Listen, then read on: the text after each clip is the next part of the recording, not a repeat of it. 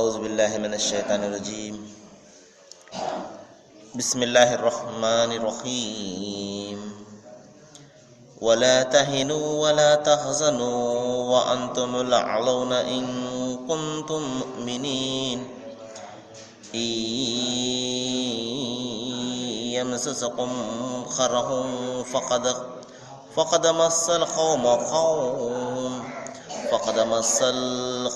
وقرهم مثله وتلك الأيام نداولها بين الناس ويعلم الله الذين آمنوا ويتخذ منكم شهداء والله لا يحب الظالمين. صدق الله العظيم. అనంత కరుణామయుడు అపార కృపాశీలుడు పాలకుడు పోషకుడు సర్వలోక సృష్టికర్త అయిన అల్లాహ్ శుభనామంతో ప్రారంభిస్తున్నాను. సోదరులారా, సోదరిమణులారా, అయ్యలారా, అమ్మలారా, అస్సలాము అలైకుం రహమతుల్లాహి వబరకాతుహు. ఇంతవరకు మనము మానవులందరి మార్గదర్శక గ్రంథం విశ్వప్రభువు అల్లాహ్ మానవాళి కోసం అవతరింపజేసినటువంటి చివరి దైవ గ్రంథమైన దివ్య ఖురాన్ నుండి 3వ అధ్యాయం 139, 140 వాక్యాల అరబీ మూలమును వినడం జరిగింది. దీని యొక్క తెలుగు అనువాదాన్ని ఆలకించండి. కృంగిపోకండి, దుఃఖపడకండి, మీరే ప్రాబల్యాన్ని పొందుతారు, మీరు నిజమైనటువంటి విశ్వాసులే అయితే. సోదరులారా, దైవం మానవాళి మార్గదర్శకత్వం నిమిత్తము ప్రతి యుగంలో ప్రతి జాతిలోనూ తన ప్రవక్తలను పంపించాడు.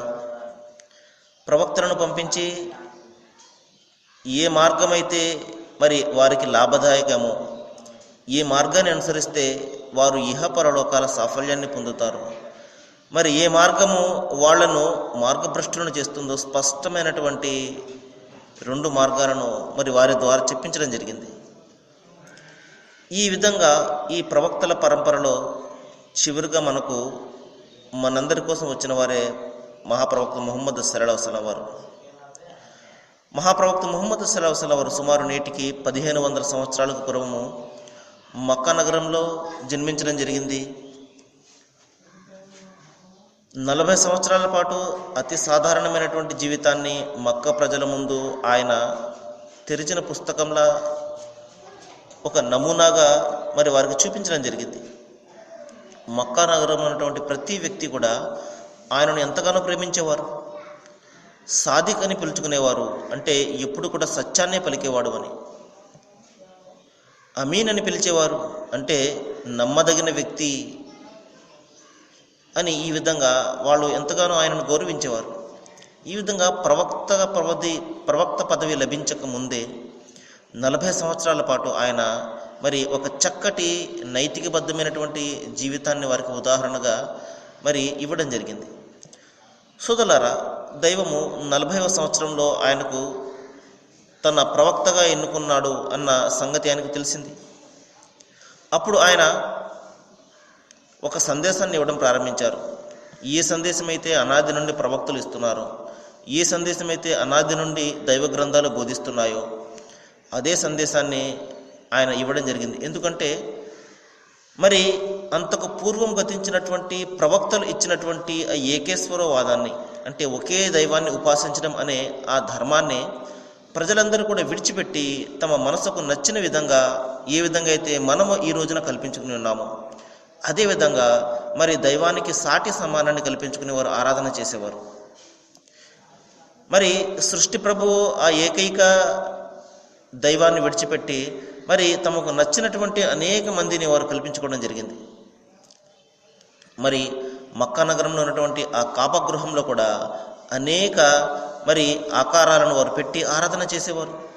ఇంకా భయంకరమైనటువంటి నైతిక చెడులను వారు మరి చేసేవారు. అనైతికమైనటువంటి అనేక పనులు వారు చేసేవారు. అటువంటి సందర్భంలో దైవము తన చివరి ప్రవక్తను పంపించడం జరిగింది. మరి ఆయన వారికి సందేశాన్ని వినిపించారు. లా ఇలాహ ఇల్లల్లాహ్, మీరు దైవం ఒక్కడే అని విశ్వసించండి, ఆయనకు సాటి సమానాన్ని కల్పించకండి. మరి నేను దేవుని యొక్క చివరి ప్రవక్తను, మీరు నన్ను అనుసరించండి అని ఆయన తన సందేశాన్ని వినిపించడం ప్రారంభించారు. మరి సోదరులారా, సహజంగా మనోకాంక్షలకు దాసమైన వారు, తాత ముత్తాతల ఆచారాలని గుడ్డిగా అనుసరించేవారు మరి సత్యాన్ని ఏమాత్రం కూడా వారు అనుసరించరు, తిరస్కరిస్తారు. అదేవిధంగా మరి ప్రవక్త ముహమ్మద్ సల్లల్లాహు అలైహి వసల్లం వారిని కూడా వారు తిరస్కరించడం జరిగింది. అంతేకాదు మరి ఆయనను శారీరకంగా మానసికంగా అనేక బాధలు పెట్టడం జరిగింది. మరి సుమారు 13 సంవత్సరాల పాటు ఆయన ఈ ఏకేశ్వరవాదాన్ని మరి అందరికీ కూడా వినిపించడం ప్రారంభించారు. మరి దైవం ఒక్కడే, ఆయన ఒక్కరిని మాత్రమే ఆరాధించండి, మీరు ఈ అనైతికమైనటువంటి పనులను మానివేయండి, మద్యపానానికి దూరంగా ఉండండి, మరి వ్యభిచారం యొక్క దరిదాపులకు పోకండి, తల్లిదండ్రుల హక్కులను గౌరవించండి, మరి ఇరుగుపోరి వారి యొక్క హక్కులను గౌరవించండి, సమాజంలో ఉన్నటువంటి అనాథలను నిరుపేదలను మీరు ఆదుకోండి. ఈ యొక్క సందేశాన్ని ఆయన సుమారు 13 సంవత్సరాల పాటు మక్కా నగరంలో వినిపించడం జరిగింది. మరి చాలా కొద్దిమంది ఆయనను అనుసరించారు. మరి ఎందుకంటే సత్యాన్ని కొద్దిమంది మాత్రమే అనుసరిస్తారు, అసత్యాన్ని చాలామంది అనుసరిస్తారు. ఎక్కువ మంది అనుసరిస్తున్నారు కదా అని చెప్పేసి అసత్యం ఎంత మాత్రం కూడా సత్యం కాబోదు సోదరులారా. ఈ విషయాన్ని మనం ఎప్పుడు కూడా గమనించాలి. ఉదాహరణకు చూడండి, మరి దైవాన్ని గురించి 4 మంచి మాటలు చెప్తాము రండి అంటే చాలా తక్కువ మంది వస్తారు. అదే ఏదైనా మనోరంజకమైనటువంటి కార్యక్రమాన్ని ఇక్కడ పెట్టామనుకోండి, ఏ మ్యూజిక్ ప్రోగ్రామో లేకపోతే ఇంకొకటో, మొత్తం వీధి అంతా కూడా నిండిపోతుంది. అరే వీధి అంతా కూడా వచ్చేసారు కదా, అది సత్యమేమో, అది మంచిదేమో అని అనుకున్నామంటే మన పొరపాటే.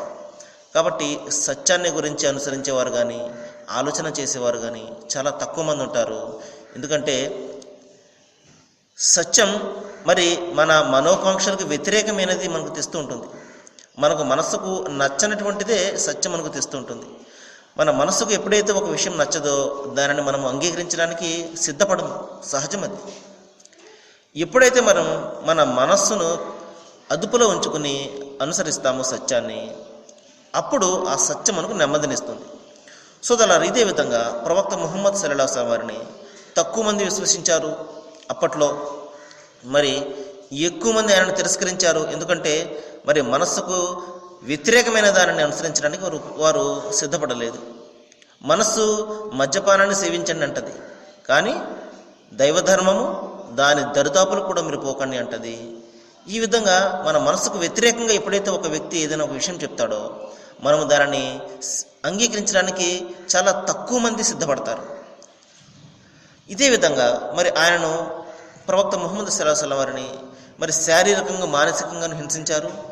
ఏ ధర్మమైతే ఆయన బోధించడం మొదలుపెట్టారో దాని నుండి ఆయనను మరి తొలగించడం కోసం అనేక రకాలుగా ప్రయత్నాలు చేశారు.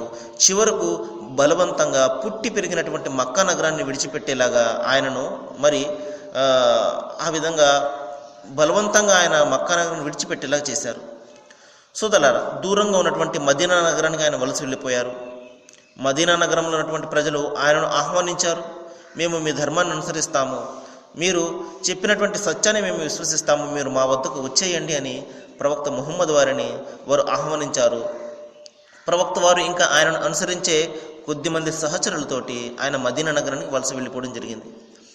ఆ తర్వాత సోదరులారా, వలస వెళ్ళిపోయినటువంటి 1 సంవత్సరం తర్వాత మరి మక్కా నగరంలో ఉన్నటువంటి ఆయన వ్యతిరేకులు అంటే సత్యాన్ని వ్యతిరేకించేవారు, దైవం ఒక్కడేనండి అన్న సత్యాన్ని వ్యతిరేకించేవారు, ఇంకా అనేక రకాల అనైతిక పనులు చేసేవారు. వీరు అందరూ కూడా కలిసి మరి మదీనా నగరానికి మీద కూడా వారు దండెత్తి రావడం జరిగింది. సుమారు 1000 మంది సాయుధులతోటి. ఈ విధంగా అక్కడ కూడా ఆ సత్యాన్ని ప్రకటించే ఆ కిరణాన్ని ఆర్పివేయాలి అన్న దురుద్దేశంతో వారు మదీనా నగరానికి మరి యుద్ధానికి రావడం జరిగింది.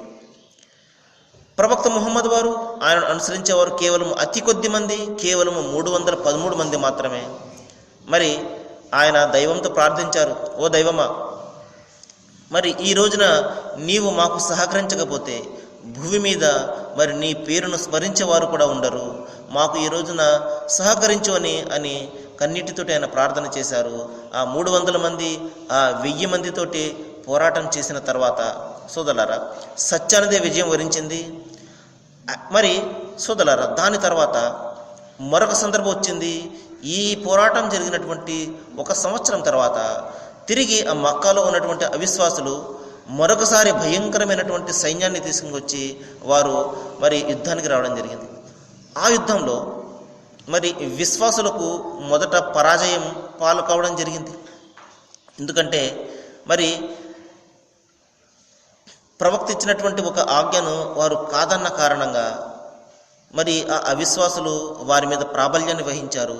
అప్పుడు విశ్వాసులు ఎంతో దుఃఖపడిపోయారు. ఈ విధంగా జరిగిందేంటి, దైవం మా వెంట లేడా, మాకు ఈ విధంగా పరాజయం ఎందుకు జరిగింది అన్న పరిస్థితుల్లో ఈ వాక్యాలు అవతరించాయి. దైవం ఇక్కడ చెప్తున్నాడు, సోదరులారా ఓ విశ్వాసులారా మీరు కృంగిపోకండి, మీరు దుఃఖపడకండి, మీరు నిజమైనటువంటి విశ్వాసులే అయితే ప్రాబల్యాన్ని పొందుతారు అంటున్నాడు. ఎందుకంటే ఇప్పుడు మీరు దెబ్బతిన్నారు నిజమే, ఇది వరకు మీ ప్రత్యర్థి కూడా ఎటువంటి దెబ్బనే తిన్నాడు కదా. మొదటి యుద్ధంలో విశ్వాసులదే విజయం జరిగింది, అవిశ్వాసులు పరాజయం పాలయ్యారు. కానీ రెండవసారి జరిగినటువంటి యుద్ధంలో విశ్వాసులు పరాజయం కావడం జరిగింది, అవిశ్వాసులు విజయాన్ని సాధించారు. మరి దైవం చెప్తున్నాడు ఇవన్నీ కూడా కాలం యొక్క మిట్టపల్లాలు. ఒక్కొక్కసారి మరి మనకు ఆనందం కలుగుతుంది, ఒక్కొక్కసారి దుఃఖం కలుగుతుంటుంది. ఈ రెండింటి కలయిక జీవితము, రెండింటిని కూడా మీరు అనుభవించాలి. దుఃఖాలలో మరి కృంగిపోకూడదు, మరి ఆనందాలలో మీరు పొంగిపోకూడదు. రెండింటికి మధ్య ఉన్నటువంటి మధ్యస్థ మార్గాన్ని మీరు అనుసరించాలి, మధ్యాయ మార్గాన్ని అనుసరించాలి, స్థితప్రజ్ఞతను కలిగి ఉండాలి. ఈ విధమైనటువంటి ట్రైనింగ్ను, శిక్షణను ఇచ్చిన నిమిత్తము దైవము విశ్వాసులకు మరి ఈ ఓటమిని ఇవ్వడం జరిగింది సోదరులారా. ఎందుకంటే జీవితంలో ప్రతి అంశాన్ని కూడా మనం అనుభవించాలి. ఆ జీవితంలో ఆనందకరమైనటువంటి సంఘటనలు కూడా వస్తుంటాయి, అదేవిధంగా మరి బాధను కలిగించే సంఘటనలు కూడా మనకు జరుగుతుంటాయి. రెండింటిలో కూడా మనము సమానమైనటువంటి కార్యాచరణను, సమానమైనటువంటి ప్రవర్తనను కలిగి ఉండాలి. దీనికి తగ్గ ఆ ట్రైనింగ్ను దైవం ఇక్కడ ఇవ్వడం జరిగింది. ఓ విశ్వాసులారా మీరు ఇప్పుడు కృంగిపోకండి, మీరు దుఃఖపడకండి, మీరు ప్రాబల్యాన్ని తప్పనిసరిగా వహిస్తారు. ఇది దేవుని యొక్క పరీక్ష మాత్రమే, మీరు దీనిని తట్టుకోవాలి. మీరు నిజమైనటువంటి విశ్వాసులే అయితే మీరు ఎంత మాత్రం కూడా దుఃఖపడకండి, మీరే ప్రాబల్యాన్ని వహిస్తారు. సోదరులారా ఈ వాక్యాలలో నేటి మన సమాజానికి కూడా మనకు కూడా చాలా చక్కటి గుణపాఠము మనకు కనబడుతుంది. మనం దీని నుండి చక్కటి గుణపాఠాన్ని నేర్చుకోవాలి. అదేమిటంటే మనము నిజమైనటువంటి విశ్వాసులుగా ఉన్నప్పుడు, విశ్వాసం అంటే మళ్ళీ ఇంకొకసారి జ్ఞాపకం చేస్తాను సోదరులారా, దైవం ఒక్కడే అని విశ్వసించడము, దీనిని విశ్వాసము అంటారు. ఆయనకు సాటి ఎవరు లేరు, సమానం ఎవరు లేరు. ఏ మానవుడు ఆయనకు సాటి కాదు, మరి ఏ జీవజాలము ఆయనకు సాటి కాదు. ఆయన కేవలము ఒక్కడు, పరమశక్తిమంతుడు, మరి అన్ని బలహీనతలకు అతీతుడు, చావు పుట్టుకలకు అతీతుడు, భార్యాబిడ్డలకు అతీతుడు. మరి ఈయన మహాశక్తిమంతుడు. ఆ దైవాన్ని ఒక్కడు అని విశ్వసించడమే విశ్వాసము. కాబట్టి మనము ఈ విధమైనటువంటి విశ్వాసాన్ని ఎప్పుడైతే కలిగి ఉంటామో సోదరులారా, మరి దైవం చెప్తున్నాడు మీరు ఎంత మాత్రం కూడా దుఃఖపడకండి, ఎంత మాత్రం కూడా కృంగిపోకండి, మీరు ప్రాబల్యాన్ని వహిస్తారు, నిస్సందేహంగా ప్రాబల్యాన్ని వహిస్తారు. సత్యము ఎప్పటికైనా మరి విజయాన్ని సాధించి తీరుతుంది. కొద్దిసేపు అసత్యము మరి సత్యాన్ని దెబ్బతీయవచ్చు, కానీ చివరకు సత్యందే విజయం అవుతుంది. ఈ విషయాన్ని మనం గమనించాలి సోదరులారా. మరొక సందర్భంలో దైవం చెప్తున్నాడు మరి సత్యము అసత్యము ఎన్నడూ కూడా ఒకటి కావు, అసత్యం యొక్క పుష్కలత మీకు ఎంతగా మరులు గొలిపినప్పటికీ కూడా అంటున్నాడు.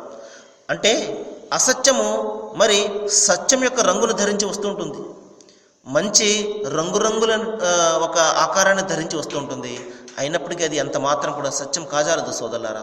ఏ విధంగా అయితే మరి మద్యాన్ని మనము పాల సీసాలో పెట్టి ఇచ్చినట్లయితే ఆ మద్యం ఏ విధంగా అయితే పాలుగా మారవో, అదేవిధంగా ఆ అసత్యం అన్నది, ఆ చెడు అన్నది ఎప్పటికీ కూడా చెడుగానే ఉంటుంది. అది కొద్దిసేపు సత్యం యొక్క రంగును ధరించి వచ్చినప్పటికీ కూడా, సత్యం యొక్క ముసుగును ధరించి వచ్చినప్పటికీ కూడా అది ఎంత మాత్రం కూడా సత్యం కాజాలదు. కాబట్టి మనం సత్యాన్ని అన్వేషించాలి. ఎప్పుడైతే మనము సత్యాన్ని అన్వేషిస్తామో అప్పుడు మాత్రమే మనకు అది సత్యం కనబడుతుంది. లేనట్టయితే సత్యం యొక్క రంగును చూసి మనము అసత్యాన్ని సత్యంగా పొరపడతాము. జీవితం అంతా కూడా దానిని అనుసరిస్తాము. మరణం తర్వాత మనకు తెలిసి వస్తుంది. కానీ అప్పుడు తెలిసి రావడం వలన ఏ ప్రయోజనం కూడా ఉండదు సోదరులారా. సరే, మరికొన్ని విషయాలు మనం రేపు మాట్లాడుకోవడానికి ప్రయత్నం చేద్దాము. ఈ రోజున మనకు వచ్చినటువంటి అంశం ఏమిటంటే, దైవం ఇక్కడ చెప్తున్నాడు, మీరు నిజమైనటువంటి విశ్వాసులుగా ఉన్నప్పుడు మీరే ప్రాబల్యాన్ని వహిస్తారు. మరి ఈ కాలం యొక్క మిట్టపల్లాలో ఈ ఆనందము, ఈ బాధ అనేది వీటిని మీరు సమాన దృష్టితోటి చూడవలసి ఉంటుంది. మీరు నిజమైనటువంటి విశ్వాసులు అయితే సమానంగా మీరు చూడండి. దుఃఖంలో మీరు కృంగిపోకండి, అదేవిధంగా సుఖంలో మీరు పొంగిపోకండి. స్థితప్రజ్ఞతను కలిగి ఉండండి. దైవం ఇక్కడ మన అందరికీ కూడా నిర్దేశిస్తున్నాడు. సరే, సృష్టి ప్రభు అల్లాహ్ అందరికీ కూడా మంచిని చేయాలని, మనకు మార్గనిర్దేశన చేయాలని నేను మనస్ఫూర్తిగా వేడుకుంటూ ముగిస్తున్నాను. వాఖరుద్దావన అని అల్హమ్దులిల్లాహి రబ్బిల్ ఆలమీన్. అస్సలాము అలైకుం.